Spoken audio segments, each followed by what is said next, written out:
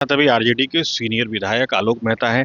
आलोक जी, कल नेता प्रतिपक्ष बिहार विधान परिषद राबड़ी देवी जी ने कहा कि नीट मामले में जरूर कोई मंत्री का बेटा होगा, इसलिए मामले की लीपापोती की जा रही है।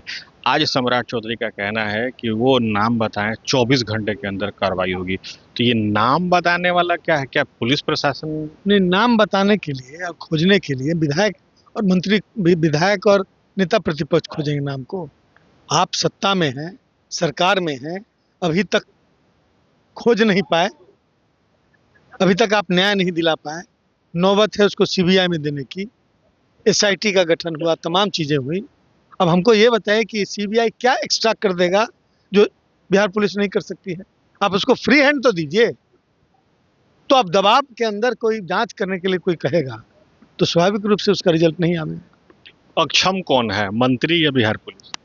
मैं कह रहा हूं कि सरकार की अल्टीमेट रिस्पॉन्सिबिलिटी होती है।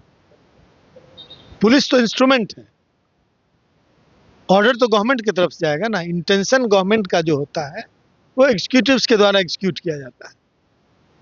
ये बिहार सरकार इसमें पूरी तरह दोषी है और उसको क्लियर करना चाहिए। ऐसी बातों पर टिप्पणी करने के बजाय अपने गिरेबान में जाके साक्ष्य सर कोई आम जनता या विधायक उपलब्ध कराएगा। सारा कमान आप लोग के हाथ में है, साक्ष्य तो आप लोग उपलब्ध कराइएगा ना।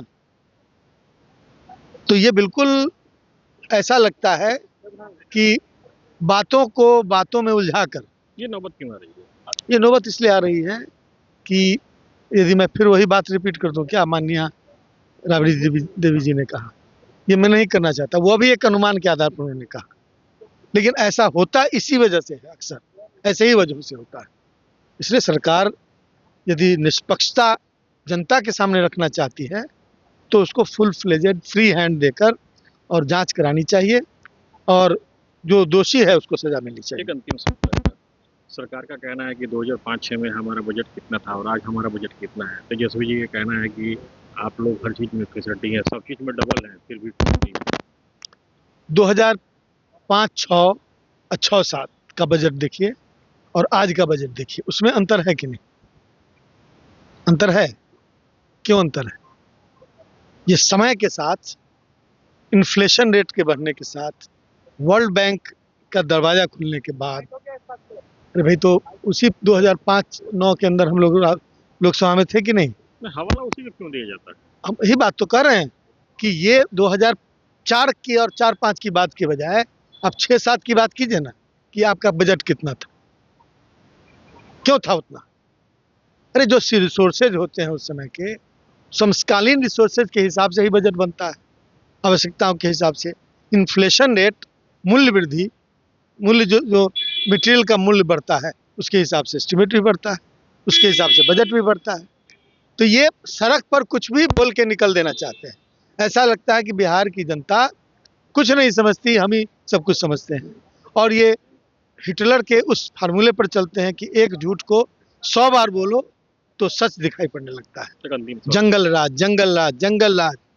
कितना करोड़ का बजट है, उस समय कितना करोड़ का था? आप कभी टेबल पर बैठ के आमने सामने बात कर सकते हैं? नहीं कर सकते हैं। आप ये चलन स्टेटमेंट कहीं भी दे देते हैं और ये विश्लेषण करने के लिए आपको टेबल पर बैठना पड़ेगा। क्यों था?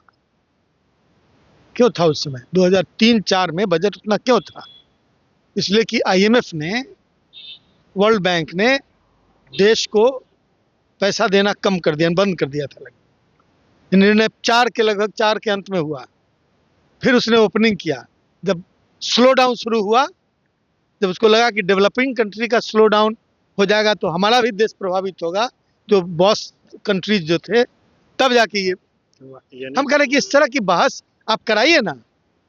आप सक्षम ही नहीं है सब पर बहस करने के लिए। आप यूं चलंत बात बोलकर और बजट को मतलब बताने की कोशिश करते हैं कि आपने इतना ये कर दिया, वो कर दिया। आप 3 बार सप्लीमेंट्री बजट लाते हैं। जब आपका बजट पुख्ता है तो सप्लीमेंट्री बजट 3 बार लाने की क्या जरूरत है? और 40% तक आप बजट में आपका डेविएशन होता है। मतलब इसका मतलब अनुमान हम लगाएंगे कि यहाँ से पटना स्टेशन की दूरी 7 किलोमीटर, 4 किलोमीटर है, तो 12 किलोमीटर नहीं ना हो जाएगी? 1 आध किलोमीटर आगे पीछे हो सकती है।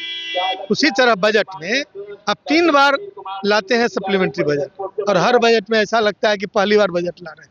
रिसोर्सेस आईएमएफ के हैं या रिसोर्सेस राज्य सरकार के हैं? रिसोर्सेज राज्य सरकार के लिए, और बहुत सारे टैक्स उसके बाद ला दे गए, बहुत सारे रिसोर्सेज बढ़े क्यों बढ़े? कृषि उत्पादकता यदि बढ़ती है तो आप उस पर आप अपनी पीठ थपथपाते हैं कि इस सरकार में इतना धान हो गया। वो तो नेचुरल रिसोर्सेज है और किसानों की मेहनत है जो बढ़ता है। जब कम होता है तब क्यों नहीं बोलते हैं कि हमारी उपलब्धि है? तो ये इस तरह के गिमिक्स के साथ ये बजट को ऐसा बताने की कोशिश करते हैं कि हमने कुछ एक्स्ट्राऑर्डिनरी कर दिया। क्या कर दिया भाई? टेक्नोलॉजी का एडवांसमेंट हुआ, बजट उसके साथ भी बढ़ता है। तो ये थे हमारे साथ आरजेडी के सीनियर विधायक और पार्टी के वरिष्ठ नेता आलोक कुमार मेहता, जिन्होंने हर मुद्दे पर सरकार को घेरा और तार्किक रूप से अपनी बातों को रखा। उन्होंने ये भी बताया कि आंकड़ों में किस तरीके से कलाकारी करके बिहार सरकार बजट के मामले पर अपनी पीठ थपथपा रही है। Sujit Kumar, TV 9 digital, Patna.